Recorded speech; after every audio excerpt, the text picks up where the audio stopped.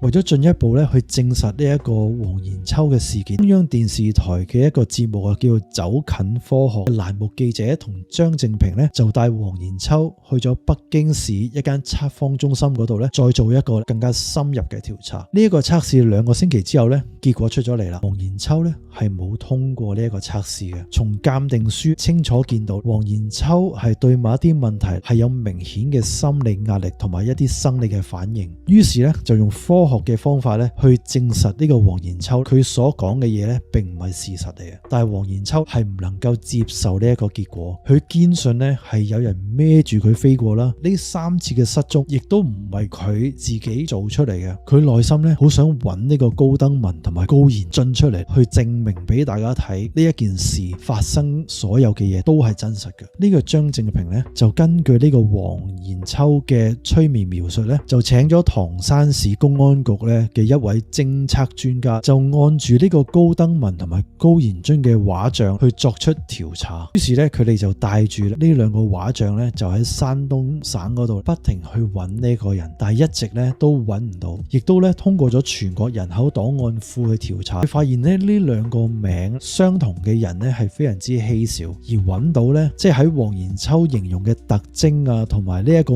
外貌上咧係完全對唔上嘅。喺2005年嘅7月啦，中央電視台嘅教科頻道叫走近科學就製作咗一個系列叫中國 UFO 懸案調查，其中一集咧就叫做誰在背我飛行。呢一集咧就係將黃延秋事件首次通過國家級嘅主流媒體咧向全國去公開嘅。央視咧係詳細地報道咗呢3次失蹤嘅完整經過啦，催眠嘅調查嘅全過程啦，